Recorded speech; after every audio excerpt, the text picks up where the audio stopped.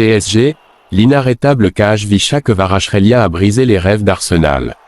Encore décisif lors de la finale remportée par le PSG face à Arsenal, Kvaratskhelia Kvaratskhelia a conclu une campagne européenne exceptionnelle. Sans Coupe du Monde pour défendre davantage sa candidature, le Géorgien a malgré tout empilé les performances de très haut niveau et s'impose aujourd'hui comme l'un des prétendants les plus crédibles au Ballon d'Or. Bienvenue sur ActuFoot. Avant de continuer, n'oublie pas de vous abonner et de liker et de partager. Activez la cloche de notification pour ne rien manquer. Le Paris Saint-Germain l'a fait. Au terme d'une finale irrespirable face à Arsenal à la Puskás Arena de Budapest, le club de la capitale a conservé sa couronne européenne en s'imposant au tir au but, 1-1, 4-3 T. A. B. Pourtant, tout avait mal commencé pour les hommes de Luis Enrique avec l'ouverture du score rapide de Kai Havertz dès la 6e minute. Face à une équipe londonienne parfaitement organisée, disciplinée et prête à souffrir sans ballon, les Parisiens ont longtemps buté sur un mur rouge. Malgré une domination écrasante dans la possession, le PSG peinait à créer du danger et voyait même Arsenal contrôler le rythme de la rencontre grâce à son bloc défensif et son expérience des grands rendez-vous. Mais comme souvent cette saison sur la scène européenne, Paris a fini par trouver la faille. Après une première période frustrante, les champions d'Europe ont progressivement accéléré au retour des vestiaires. Plus agressifs dans les duels, plus précis techniquement et surtout plus inspirés dans les 30 derniers mètres, les Franciliens ont fini par être récompensés grâce à un pénalty provoqué par Kvaratskhelia Kvaratskhelia et transformé par Ousmane Dembélé à l'heure de jeu. Derrière, le match s'est totalement ouvert. Kvaratskhelia a touché le poteau, Barcola a manqué 2 énormes occasions, tandis que Raya a multiplié les parades décisives. Ni les 90 minutes ni les prolongations n'ont permis de départager les deux équipes avant une séance de tir au but finalement remportée par Paris après le raté de Gabriel. Une saison historique pour Kvara. Et au milieu de cette bataille tactique et mentale, un homme a encore fait basculer le destin parisien, et comme à son habitude, c'est Kvaratskhelia Kvaratskhelia qui a attiré les projecteurs. Longtemps muselé par la densité défensive anglaise, le Géorgien n'a jamais cessé de provoquer, de fixer et de chercher la faille. Peu en réussite dans ses dribbles durant une bonne partie de la rencontre, l'ancien Napolitain est pourtant resté la principale menace offensive parisienne. C'est lui qui provoque le pénalty de l'égalisation après son 1-2 avec Dembélé, avant de faire trembler tout Arsenal avec cette percée solitaire conclue par une frappe sur le poteau à la 77e minute. Même dans un soir moins flamboyant statistiquement, Kvaratskhelia a encore pesé sur chaque moment clé du match et a surtout été le seul à tenter de prendre de vitesse le rideau défensif londonien. Une habitude dans cette campagne européenne où il aura empilé les performances de très haut niveau contre Liverpool, le Bayern Munich, Chelsea et désormais Arsenal. Et si la Géorgie disputait la Coupe du Monde 2026, le débat autour du Ballon d'Or serait probablement encore plus brûlant. Car la saison de Kvaratskhelia Kvaratskhelia est tout simplement monumentale. Champion de France, vainqueur du trophée des champions et désormais double champion d'Europe, l'ailier parisien boucle l'exercice avec 32 contributions décisives toutes compétitions confondues. Surtout, il a écrit sa légende lors de cette phase finale de Ligue des Champions, un but en 16e, un triplé en 8e, un but et une passe décisive en quart, 2 buts et une passe décisive en demi-finale, avant de provoquer le pénalty qui a relancé le PSG en finale. Avec 3 trophées d'homme du match dans la phase à élimination directe et surtout un record historique de cette rencontre consécutive en phase finale de Ligue des Champions avec au moins un but ou une passe décisive, Kvaratskhelia s'est imposé comme l'un des visages de cette édition 2025 à 2026. Les émotions que je ne peux pas décrire, nous méritions de gagner, a-t-il déclaré au coup de sifflet final. Budapest n'a pas été sa soirée la plus spectaculaire, mais elle a sans doute été celle qui l'a définitivement installé parmi les plus grands.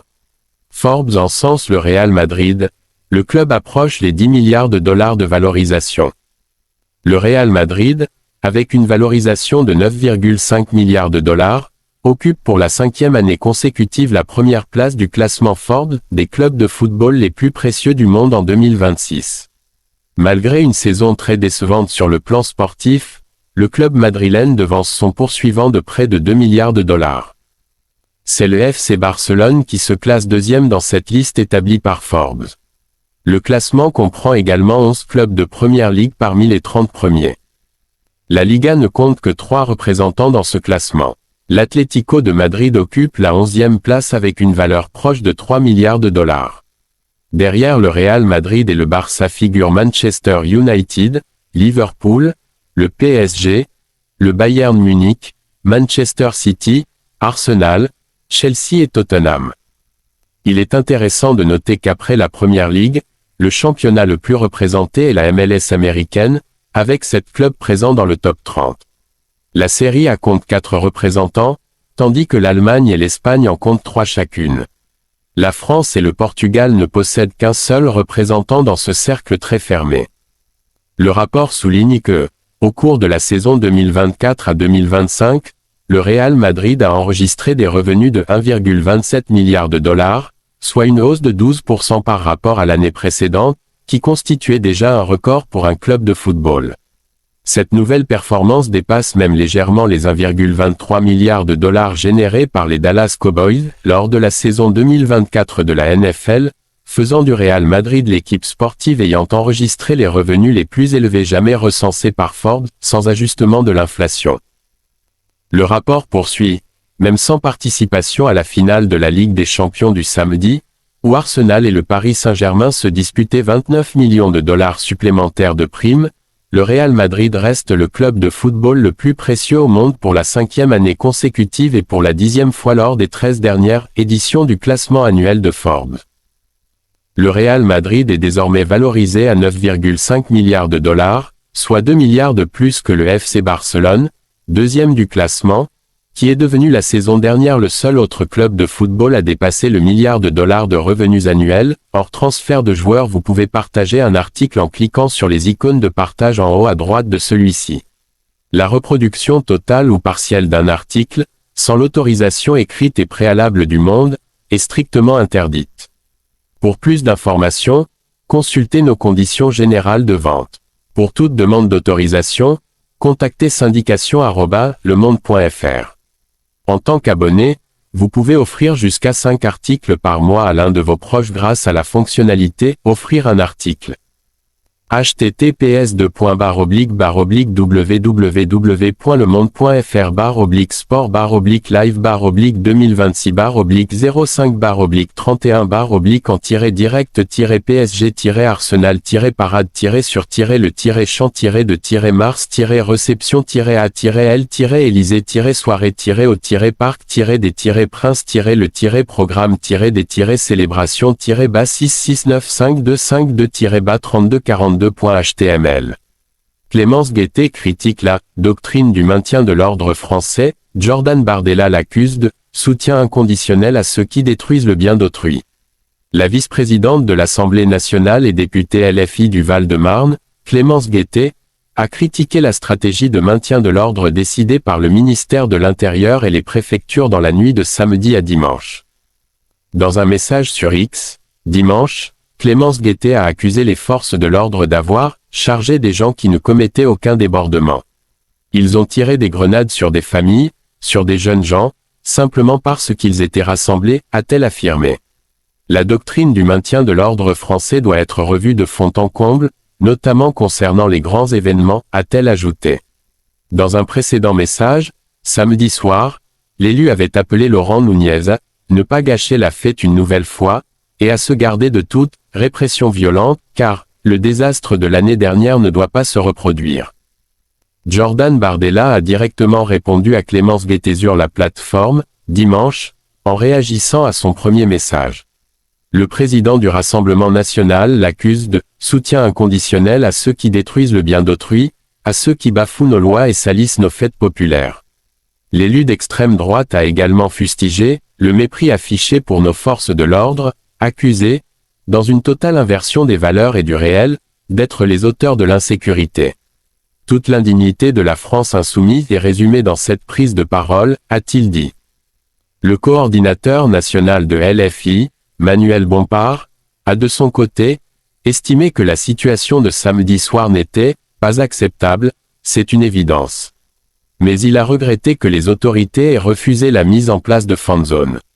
Quand il y a des événements de cette nature, on devrait essayer d'organiser cette fête, de l'encadrer, de lui proposer des lieux pour qu'elle puisse s'exprimer,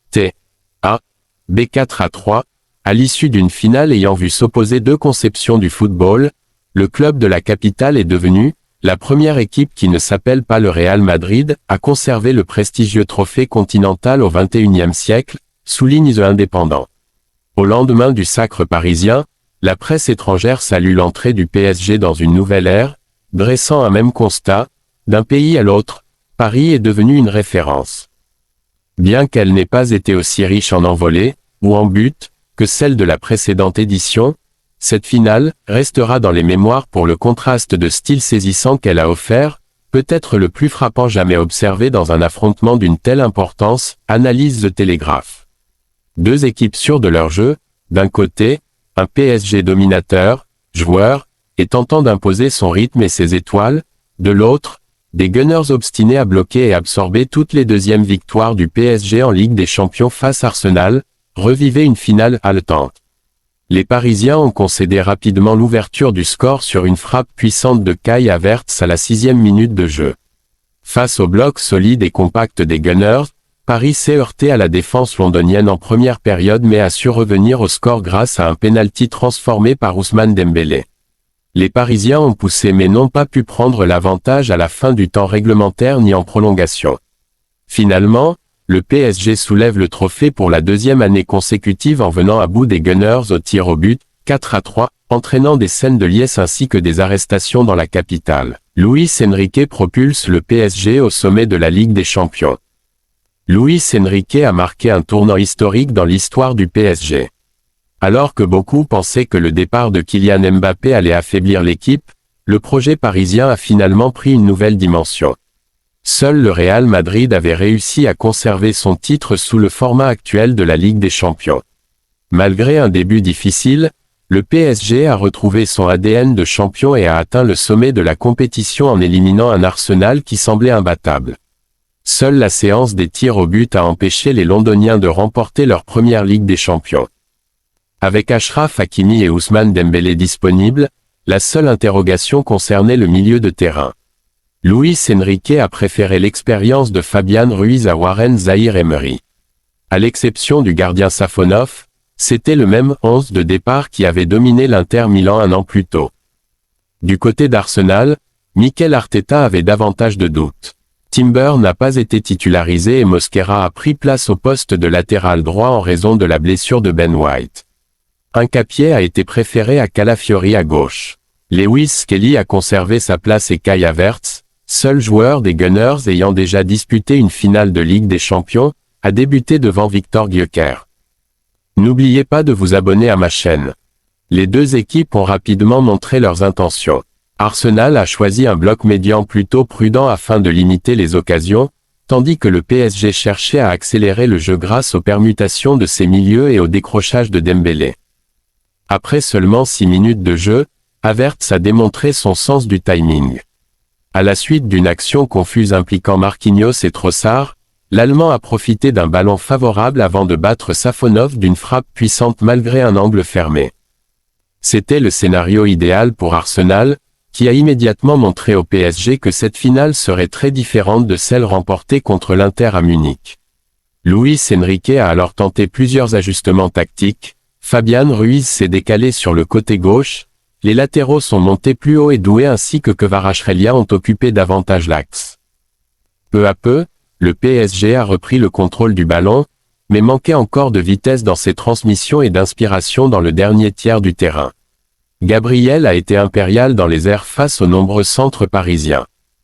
À la pause, les visages fermés de Luis Enrique et de ses joueurs montraient clairement que quelque chose ne fonctionnait pas. Au retour des vestiaires, le PSG a progressivement accéléré le rythme. Après l'heure de jeu, l'arbitre a accordé un pénalty aux Parisiens après une faute de Mosquera sur Kvaratskhelia. Dembélé s'est chargé de la transformation et a parfaitement trompé David Raya pour égaliser. Arteta a immédiatement réagi en faisant entrer Timber et Gyökeres. Cependant, ces changements ont ouvert davantage d'espace aux contre-attaques parisiennes. Kvaratskhelia a même trouvé le poteau après une magnifique percée.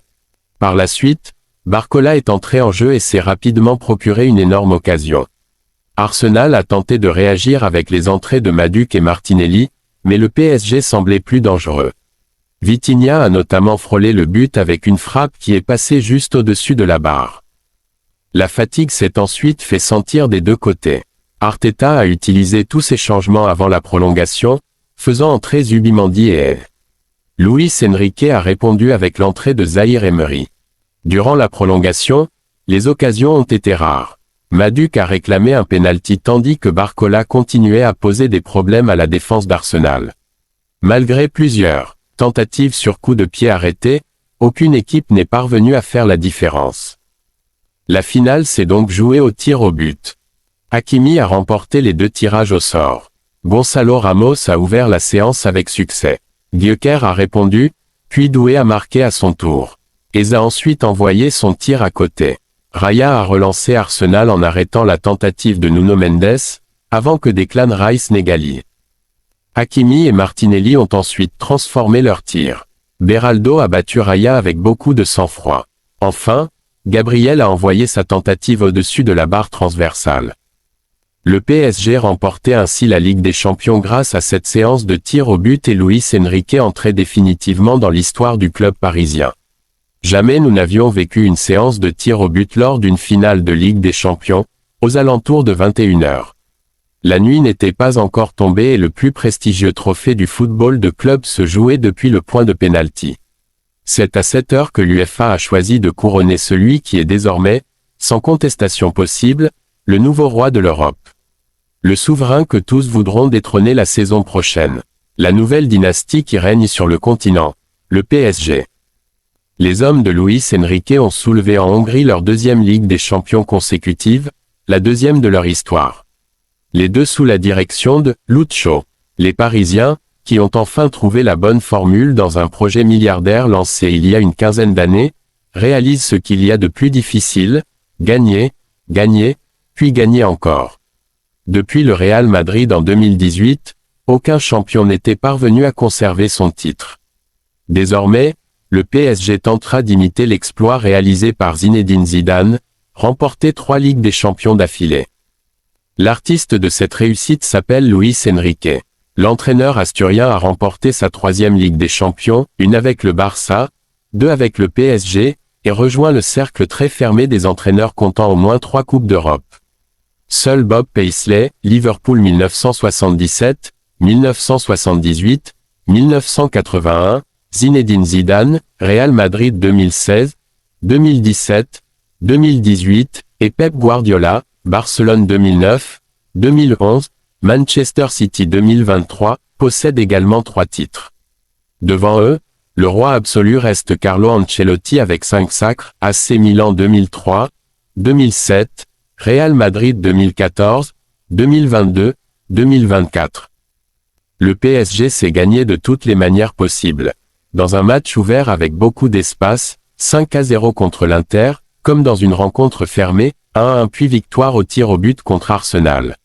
Ce ne fut certainement pas la plus belle finale de l'histoire, loin de là, mais les Parisiens sont entrés sur le terrain préféré d'Arteta et ont survécu. Ils ont résisté à la pression, égalisé en seconde période puis, lors de la séance de tir au but, ils ont simplement commis moins d'erreurs.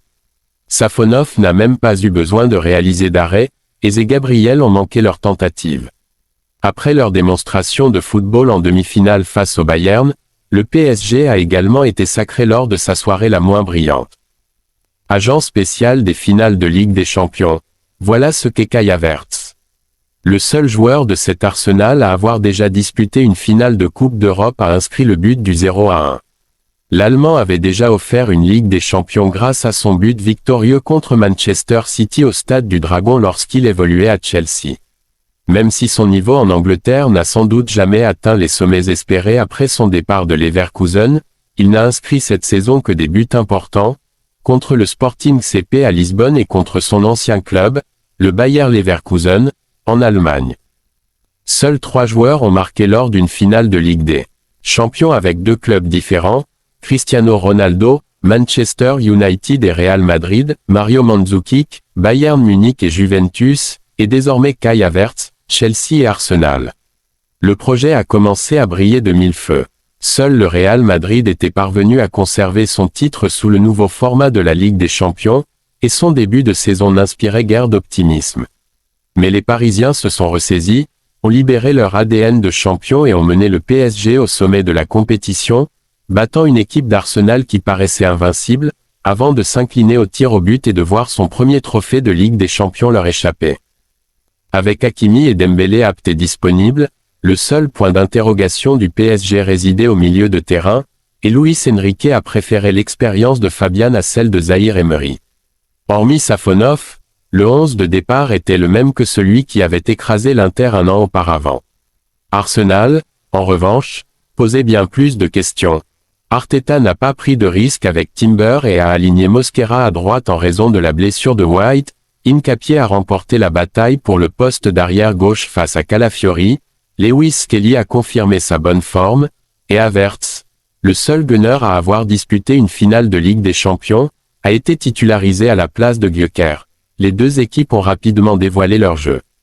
Arsenal s'est replié en bloc médian passif, espérant limiter les actions adverses, tandis que le PSG tentait d'accélérer le rythme grâce à des permutations constantes au milieu et aux courses de Dembélé sur les ailes pour créer des supériorités numériques. Mais, dès la 6e minute, Havertz a démontré son don pour surgir aux moments cruciaux. Marquinhos s'est décalé sur l'aile et son dégagement, dévié par Trossard, a permis à l'Allemand de se retrouver en position idéale. Alors qu'on pensait qu'il n'avait plus d'angle, il a décoché une frappe imparable qui a trompé Safonov. Arsenal a réalisé un début de match idéal, faisant rapidement comprendre au PSG que cette rencontre serait bien différente de celle de la saison dernière contre l'Inter à Munich.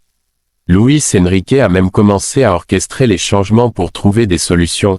Il a repositionné Fabian sur l'aile gauche, avancé les latéraux et fait rentrer Doué et Kvaratskhelia dans l'axe pour exploiter les espaces derrière Rice et Lewis Skelly. Fabian lui-même, qui semblait être le joueur parisien le plus en forme, se procura la première occasion, s'échappant sur l'aile gauche. Cependant, on avait le sentiment qu'Arsenal maîtrisait la situation et que le PSG avait besoin de la pause pour peaufiner son jeu. Immédiatement après la reprise, Safonov sortit courageusement pour intercepter un centre de Saka au point de pénalty, et reçut un coup à la tête de Marquinhos, mettant en péril sa participation au reste de la rencontre. Petit à petit, le PSG a repoussé Arsenal. Cependant, leur passe manquait de fluidité et les idées peinaient à se manifester dans le dernier tiers du terrain. Le nombre impressionnant de centres dans la surface était frappant, et Gabriel était incroyablement solide dans les buts. Il a fallu attendre la 42e minute pour que Mosquera soit enfin mis à l'épreuve. Nuno Mendes a débordé sur l'aile, mais Hincapié est intervenu parfaitement au second poteau. Mieux encore, le tacle glissé de Marquinhos a empêché Havertz d'inscrire un doublé.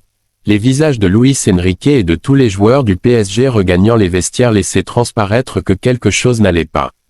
Sieber, cependant, a adressé un avertissement à Arsenal pour « relâchement », avant de leur accorder un corner, signalant la fin de la première mi-temps. Puis, immédiatement, après la reprise, il a infligé un carton jaune à Mosquera pour gain de temps sur une touche. Luis Enrique n'a effectué aucun changement à la mi-temps. Il a toutefois modifié à plusieurs reprises les positions de Dembélé et Doué. Arsenal avait été peu inquiété. En effet, la première intervention de Raya est survenue à la 55e minute, repoussant un coup franc lointain d'Hakimi. Cependant, Arteta ne souhaitait pas que son équipe soit trop repliée défensivement, et Arsenal a continué à se projeter vers l'avant. Le PSG, cependant, commença à trouver son rythme. Le ballon circulait désormais à un autre rythme, et peu après l'heure de jeu, Sieber désigna le point de pénalty après une faute de Mosquera sur Kvaratskhelia par derrière. Dembélé s'en chargea, et trompa magistralement Raya, qui ne put battre le record du premier gardien à réaliser 10 clean sheets en une seule campagne de Ligue des Champions. Arteta n'a pas attendu la reprise du jeu pour remplacer Mosquera par Timber. Gyökeres est également entré en jeu pour former un duo d'attaquants avec Havertz. Un choix risqué qui, loin de redonner du mordant à l'attaque, a permis au PSG de trouver des espaces. Kvaratskhelia a même touché le poteau après avoir déstabilisé Saliba et lancé une percée depuis sa propre moitié de terrain.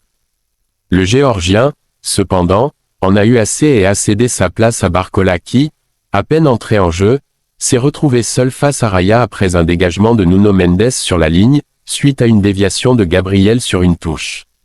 De son côté, Arsenal a également renforcé ses ailes avec Madueke et Martinelli, et semblait prêt à se battre jusqu'au bout dans la surface adverse. Cependant, plus d'un cœur s'est emballé lorsque la frappe de Vitinha, à l'entrée de la surface, a frôlé la barre transversale, puis Barcola a commis une terrible erreur sur une autre contre-attaque. Aucun joueur n'était épargné par les douleurs musculaires. Arteta prit alors une nouvelle décision risquée, en utilisant tous ces changements pour affronter la prolongation, une première en finale de Ligue des Champions depuis 10 ans, en faisant entrer Zubimendi et Zahir Emery remplaça lui aussi rapidement un Fabian extatique. La fatigue s'est fait sentir, et force est de constater que le jeu proprement dit était rare. Pourtant, Madueke semblait en pleine forme, réclamant un pénalty après une faute de Nuno Mendes, tout comme Barcola, qui montait sur l'aile droite pour mettre la pression sur Hincapié, en difficulté pour garder le contrôle du ballon. Raya s'est montré efficace sur les quelques interventions où il a été sollicité, et Arsenal s'accrochait au coup de pied arrêté, espérant éviter les pénaltys. Mais le destin en avait décidé autrement. Hakimi remporta les 2 tirages au sort, et Gonçalo Ramos prit l'avantage lors de la séance de tir au but.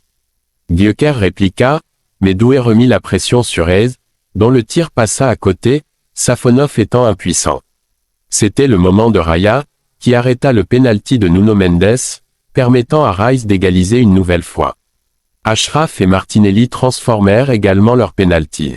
Beraldo fit taire les critiques en trompant Raya lui-même, et Gabriel envoya le pénalty décisif au-dessus de la barre.